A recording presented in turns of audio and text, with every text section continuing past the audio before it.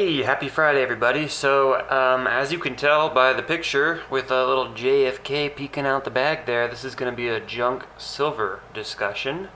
And I wanted to start this off by saying I'm a huge junk silver fan, okay? And I love to run my hands through this stuff. Let's get some of this out of here. Oh man, it's gonna oh boy, it's everywhere. Alright, okay, so yeah. I love this stuff, so don't get me wrong, I do love this stuff.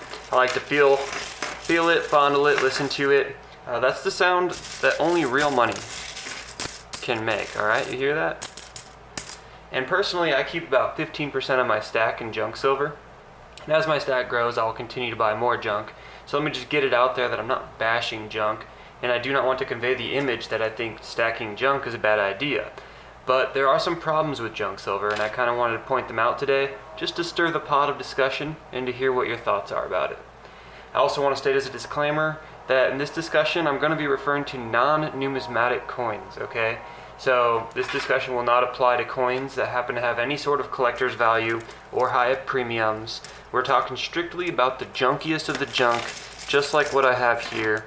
All of this was bought as just average circulation junk silver. So first off, what is junk silver, I guess?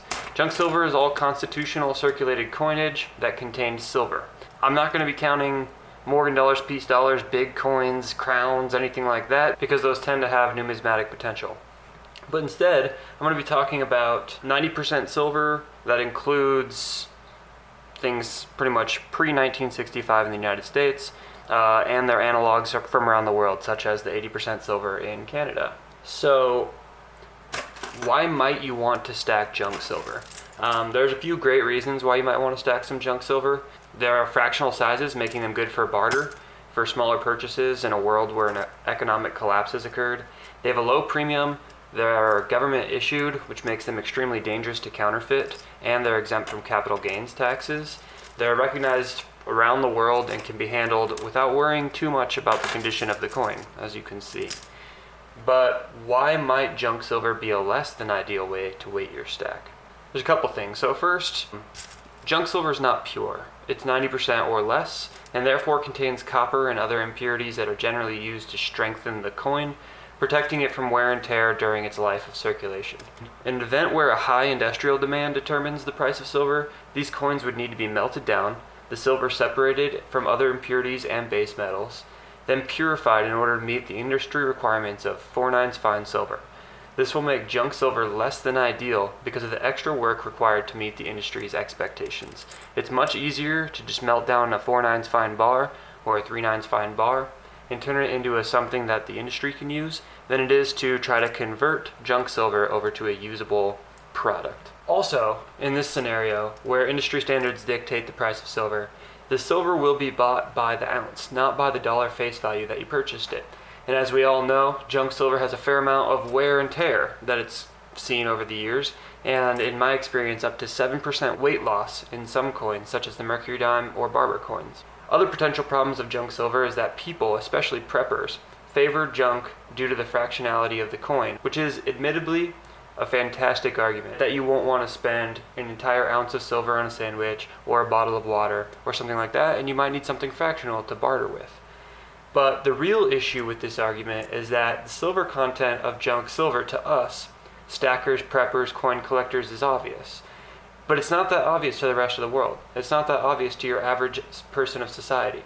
If it were that obvious to the rest of society, then we would stop seeing coin roll hunters having such huge successes, or people putting silver quarters in vending machines and payphones. These would have all been naturally pulled out of circulation by this time if it were that obvious that they were silver and that they were more valuable than the denomination minted on the coin. Since there's this educational gap, especially with the younger crowd who has only ever experienced paying for goods and services with paper dollars and credit cards, the efficient barter with junk would require the population to become educated on old coins.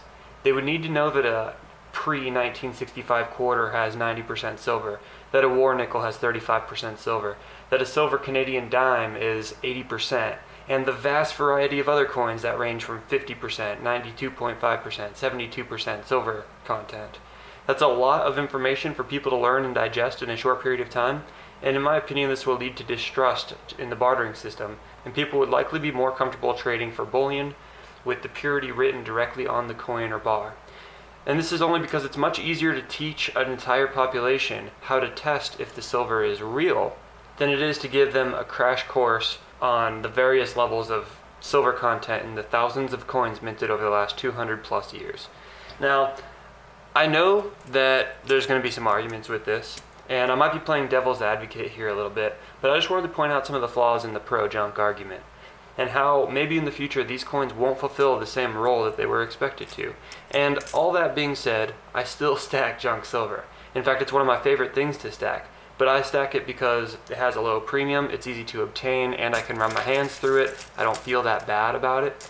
But I don't believe in the doomsday. I'm not prepping for a collapse. Instead, I plan on selling my stack long before the end of the world.